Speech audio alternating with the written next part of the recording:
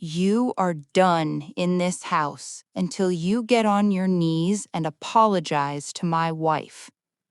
My father said that to me, in front of 60 people, at his own retirement party at the Georgian Terrace Hotel in Midtown Atlanta, with chandeliers above us and a live jazz band that stopped playing the second his voice cut through the room. I'm Katherine Ellis. I'm 31 years old, and in 48 hours, my father's entire career was going to depend on a signature only I could give. He just didn't know that yet. Let me back up 3 years, because this didn't start at that party. It started the day my father married Renee Caldwell, and her son, Derek, moved into the house my mother paid for with her life insurance money.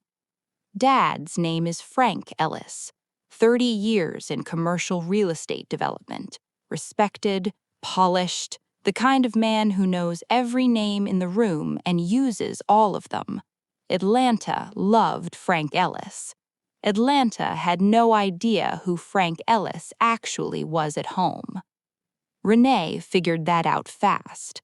Within 6 months of the wedding, she had repositioned everything: the dinner table conversations, the company narrative, even the way Dad introduced me at his events.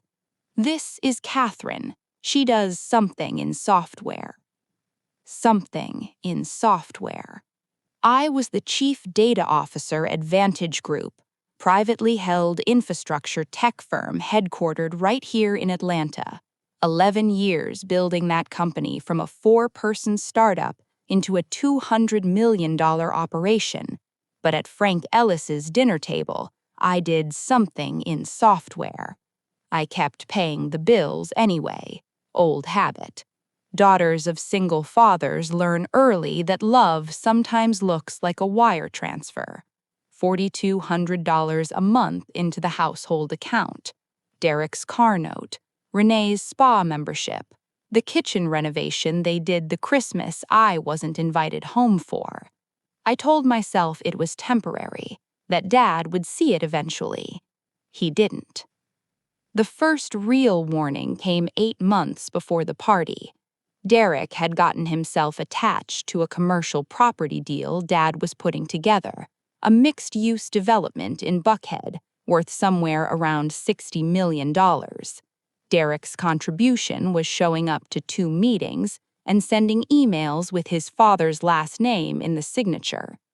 The deal required a specific technology integration partner, a company with federal clearance, proven infrastructure, and an existing contract with the city of Atlanta. That company was Vantage Group, my company. Nobody in my family knew that.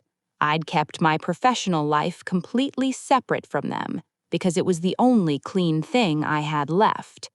The integration agreement had been in place for 2 years. My signature was embedded in Clause 9 of the Master Services Contract. No Vantage, no city approval. No city approval, no Buckhead deal. $60 million, sitting on my name, and my father thought I did something in software. I tried once to tell him who I actually was. It was a Sunday, March, rain coming down so hard you couldn't see Peachtree Street from the living room window. I drove to the house, sat across from him at the kitchen table, and said, "Dad, I need you to understand what I do for a living." He looked at his phone the entire time I talked. When I finished, he said, "Katherine, Renee says you've been difficult lately. I hope that's not what this is." I drove home. I didn't cry. I opened my laptop and forwarded my Vantage executive bio, my board seat confirmation, and our most recent revenue report to my personal attorney. Subject line, Document Set 1. I wasn't planning revenge. I was building protection. There's a difference, though by the end I'm not sure it mattered. The retirement party demand came on a Thursday. Renee set a manila folder next to my coffee cup like she was serving dessert. Inside were asset transfer documents.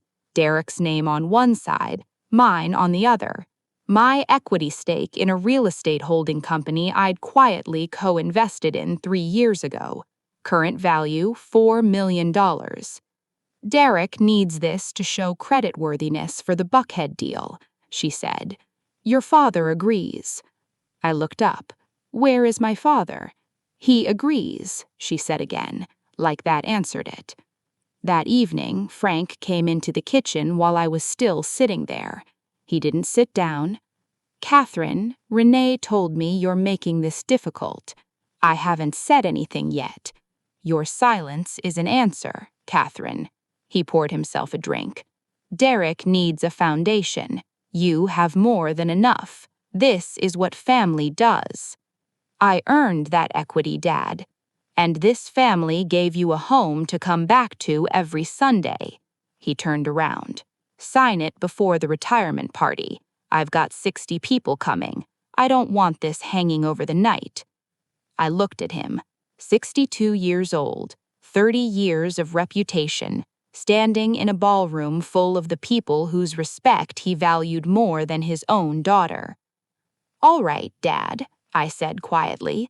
I'll go. I picked up my bag. I walked out of the Georgian Terrace Hotel. My car was parked 2 blocks away. My phone was already ringing before I hit the sidewalk. Marcus Webb, CEO of Caldwell Webb Properties, the firm anchoring the Buckhead deal, calling my direct line. The line only 4 people in Atlanta had. I let it go to voicemail, because in 48 hours, Marcus Webb was going to be in a room with my father, and my father was about to find out that the signature holding his $60 million deal together belonged to the daughter he just told to get on her knees. Before we execute, we need Ellis Data Group's CDO present for authorization. The attorney said it like a formality. My father laughed. Already handled. We've got a contact over there. Everything's locked. I was standing in the corridor outside the Lowe's Atlanta ballroom, close enough to hear him, far enough that he couldn't see me yet. His contact was Ellis Data Group. His contact was his daughter. Atlanta City Code required every smart infrastructure integration in any new build over 10 stories to be certified through an approved vendor. 4 approved vendors in the state of Georgia. Ellis Data Group was one of them. I'd submitted the certification paperwork myself. My name was on the approved vendor registry with Atlanta's Office of Infrastructure Technology. Katherine Ellis, founder and CDO, Ellis Data Group. Same last name on my father's business cards. Same name he'd been waving off at dinner parties for 3 years. She does something in software. Somewhere down the chain, one of Frank's project managers called LS Data Group to confirm the integration requirement. My assistant answered, gave them my direct line. That number worked its way up through Frank's organization until it landed in Renee's handwriting on a sticky note on his desk. K@LS Data. He never called. 3 years of Sunday dinners, 3 years of wire transfers, and "You're being dramatic, Katherine." His daughter's direct line sitting 12 inches from his keyboard, and he never once dialed it. I found out about the Buckhead deal 2 weeks before the birthday party. My deputy grounded the city certification request on my desk without a word, just watched my face. Ellis Property Group, Buckhead Mixed-Use Tower. I called Claire Nguyen, my contracts attorney. 40 minutes later, she called back. Katherine, your sign-off as CDO is not optional. Paragraph 4 of the technical addendum. Without your authorization, the city won't approve the infrastructure permit. Without the permit, the deal walks. The deal dies. He doesn't know who I am, I said. No, she said. He doesn't. Document everything, I told her. Every email, every call, every request touching the Buckhead file. 41 communications over 2 weeks, none of which my father knew involved his daughter. By the time Frank grounded me in front of 60 people at the Georgian Terrace, I'd already texted Claire from the parking lot. We're going to the signing. Prepare my documentation package. The Lowe's ballroom was set for a celebration. Ellis Property Group banners flanking the signing table. Champagne on arrival.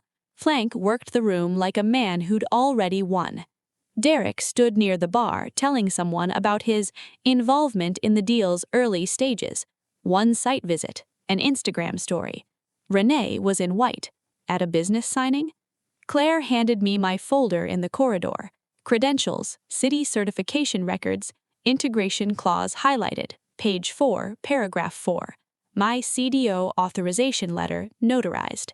Ready? She asked. I straightened my jacket. 3 years ready.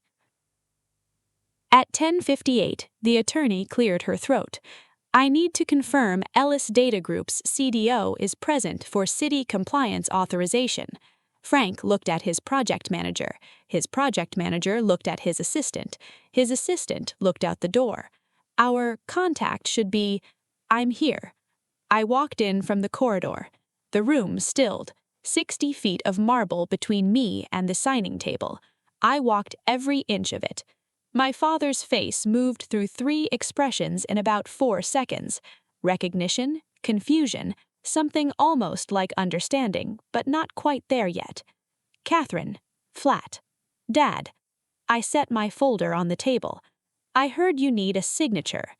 The attorney looked at my documents, looked at me, looked at Frank. Ms. Ellis, can you confirm your authorization capacity? Katherine Ellis, founder and CDO, Ellis Data Group, sole approved vendor for this project's city permit. I slid my credentials across. 7 years operating, 11 engineers, federal data clearance. We built the infrastructure backbone for 3 of the last 5 major high-rises that broke ground in Atlanta. The attorney nodded. This all checks. Frank stared at the folder, at my name on the cover, at the EDG logo he'd driven past on Peachtree Street probably 100 times. She's my daughter, he said to the room. To no one. I know, the attorney said, not looking. I pulled out a chair, sat down, picked up the pen, and I looked at my father across that table, the man who grounded me in front of 60 people, who called my life's work something in software, who let his wife spend my money while his stepson took my credit, and I said it quietly. Tell me why I should sign this. Nobody in that ballroom moved.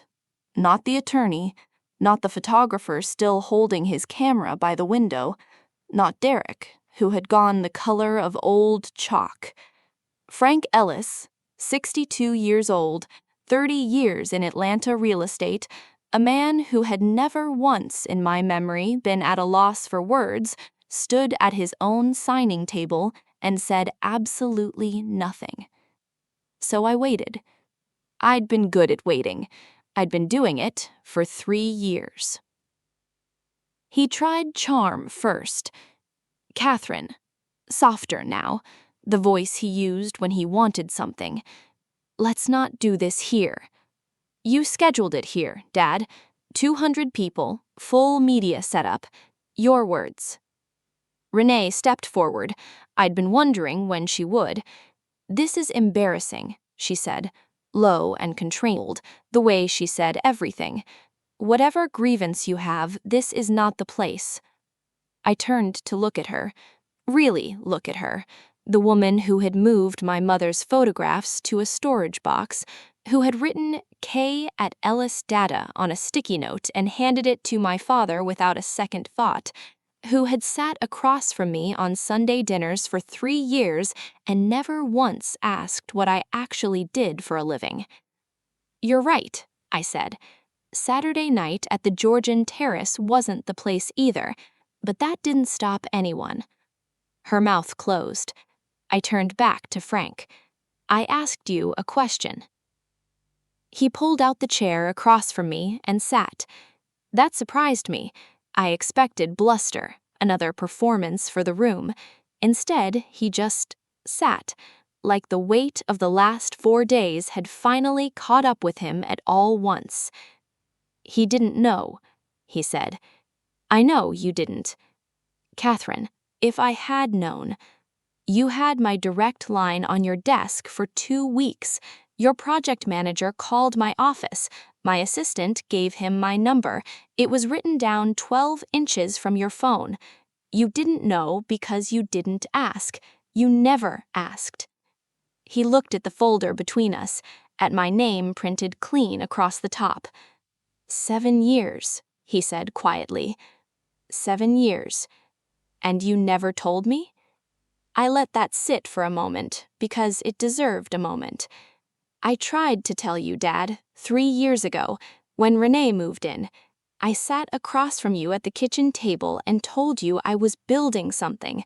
You looked at your phone the entire time. When I finished, you said, "Renee thinks you've been difficult lately." That was your response. He didn't deny it. I tried again 2 years ago, after the West Side Corridor contract came through. I sent you a press release. EDG was mentioned by name. You texted back that you'd seen it. That was it. One text. Still nothing. I tried one more time the Wednesday before your party. I knocked on your study door, asked if we could talk. You didn't look up from your computer. You told me I was being dramatic. Frank Ellis put his hands flat on the table, like he was trying to hold something down. "I need this deal," he said. "I know. If the permit doesn't go through by end of month, the developer cancels.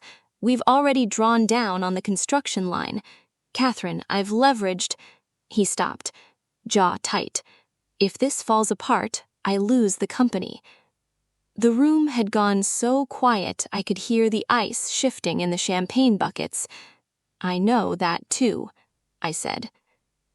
Renee tried again from behind him. She couldn't help it. Control was the only language she spoke. "You would destroy your father's company over a family argument?" "I'm not creating this situation, Renee. You're doing this for revenge. I'm doing this because 4 days ago my father told me to get on my knees in front of 60 people, and before that, you put transfer documents next to my coffee and told me to sign over $4 million in equity to a man who has never worked a day in his life." I looked at Derek, who was examining the floor. "I'm doing this because I paid for this family for 3 years and got treated like a problem to be managed. So no, this isn't revenge. This is me, for the first time, taking up the exact amount of space I was always entitled to." Silence. Then Derek, and I didn't see this coming, said, "She's right." Everyone looked at him. He shrugged, the way he did when he had just enough to drink to accidentally tell the truth. "I mean, she kind of is." Renee turned on him. He went back to examining the floor. Frank looked at me for a long time, not the distracted, glancing at his phone look I'd gotten for 3 years. He actually looked at me, like he was seeing something he'd trained himself not to notice. "What do you need from me?" he asked. Not, "What do you want?" "What do you need?" It was the first question he'd asked me in longer than I can remember. I picked up the pen. "First, the transfer documents, destroyed, today, in front of Claire." He nodded.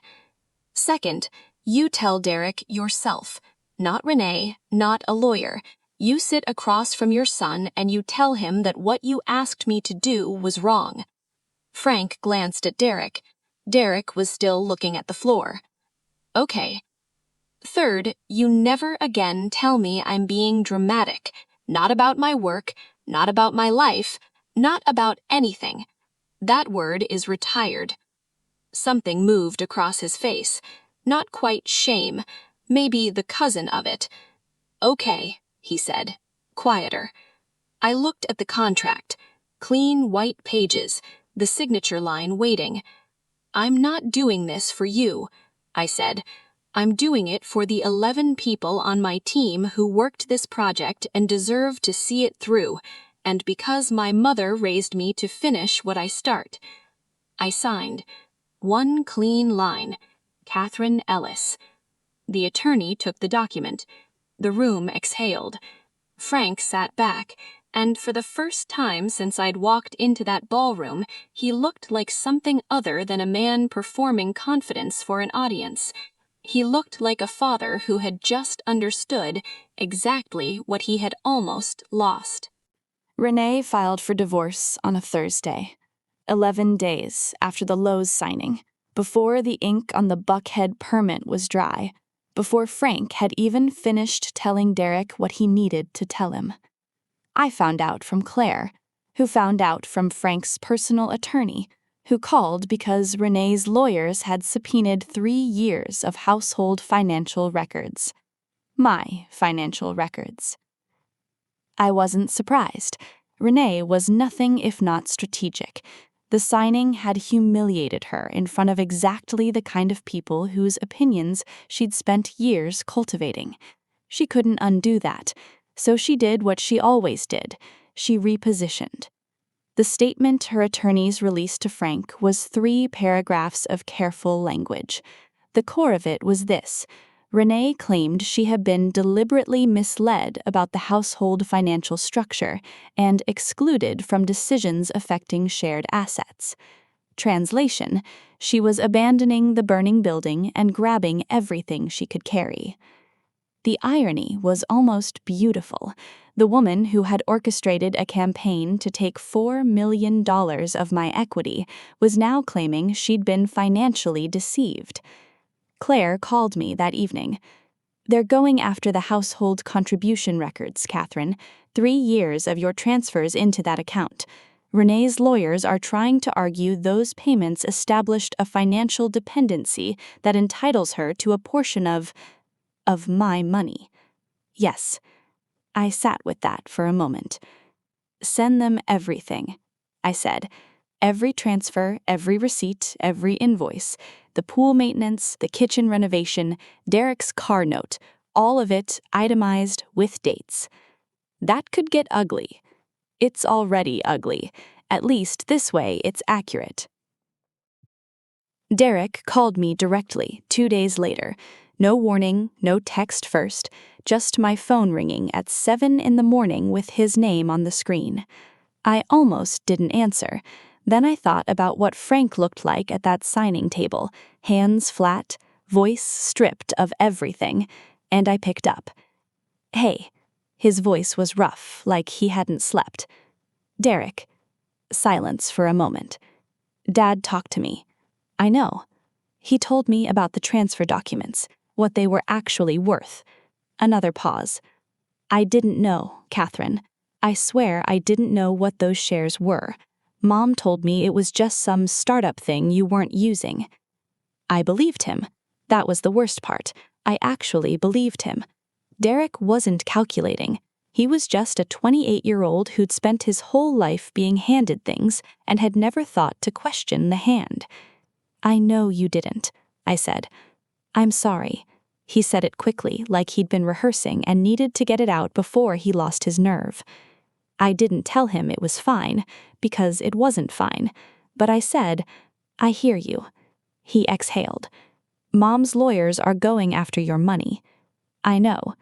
I'm not helping them. I want you to know that. Whatever they ask me to say, I'm not doing it." That one landed differently. I hadn't expected it. "Thank you, Derek." After I hung up, I sat in the quiet of my apartment, the one he'd never visited, the one he didn't know existed until 11 days ago. Derek was fighting, Renee was learning, Frank was learning for the first time in his life, figuring out who he was without his mother's hand on his back. And I was here, still standing, still whole. But there was one thing left unfinished. One moment I hadn't let myself think about too directly, because I knew if I did, it would crack something open that I wasn't ready to deal with. My mother's photographs, the ones Renee had put in storage boxes 2 weeks after the wedding. 12 frames, 3 years in a climate-controlled unit on Rosewell Road. I had the key. I'd always had the key. I just hadn't let myself go get them yet. I went on a Saturday morning, early, before the city got loud. The storage facility on Roswell Road was one of those places nobody goes unless they're putting something away or finally ready to take it back. I'd been paying the monthly fee for 3 years, 36 months of keeping my mother's things safe in a building my father didn't know I was renting. The unit was exactly as I'd left it, 12 frames wrapped in moving blankets, stacked against the back wall. I unwrapped the first one. My mother at 26, standing in front of a house that didn't exist anymore, laughing at something off camera. She looked like someone who had no idea what was coming and was completely fine with that. I sat down on the concrete floor and I stayed there for a while. Here's what nobody tells you about winning. It doesn't feel the way you think it will. There's no moment where the sky opens and the score resets and everything that was taken from you comes floating back. The money was always mine. The company was always mine. The work, the years, the Sunday dinners I drove to out of something that kept shrinking the more I fed it, none of that came back. What came back was quieter than that. It was Derek calling at 7 in the morning because he needed to say sorry and didn't know how. It was Frank stopping mid-sentence at a signing table, hands flat on the table, stripped of every performance. It was Renee's attorney going quiet for 20 minutes and coming back smaller. It was me, on a concrete floor in a storage unit, holding a photograph of my mother and not falling apart. That was the win. Not the 60 million, not the credentials on the table, not the moment Frank Ellis said, "She's my daughter," to a room of people who already knew more about me than he did. It was this: being someone my mother would have recognized. I carried the frames to my car one at a time. 12 trips, 12 photographs. The whole drive back to my apartment, I kept the windows down even though it was cold, because my mother always said Atlanta in the morning smelled like something about to happen. She wasn't wrong. The Buckhead groundbreaking happened on a Thursday, 6 weeks after the signing. EDG's infrastructure team was on site at 6 a.m. By the time the ceremony started, we'd already done 3 hours of work. That's how it always went. We built the thing and then stood at the back while other people held the shovels for the cameras. Frank found me near the equipment line before the speeches started. He looked better than he had at the lows, still diminished in ways I suspected were permanent, but steadier, like a man who had accepted a consequence and was learning to stand inside it. "Your team is good," he said. "I know." He nodded at the sight.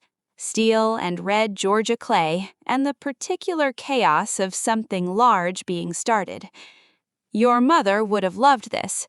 She always said you'd build something." I looked at him. She told me that too. We stood there for a moment. Not fixed, not healed, just two people standing on a construction site in Atlanta, sharing the one thing Renee had never been able to touch, the memory of a woman who had known exactly who I was before I knew it myself. "You said to ask again in a month," Frank said. "I did. So I'm asking.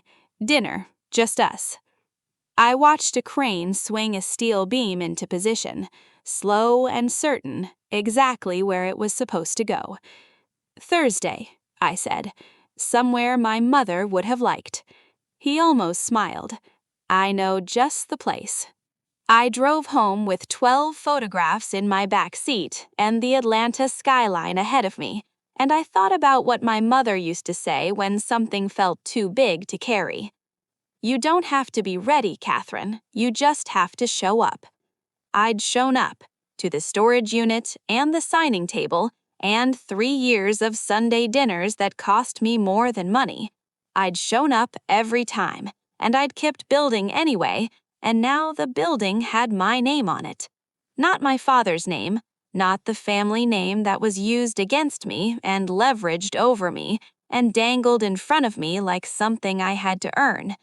Mine, because I made it mine. My name is Katherine Ellis. I kept it, not for Frank, not for the family I was born into, or the one that tried to replace me. I kept it because my mother gave it to me, and everything I built in her honor, and that was always enough.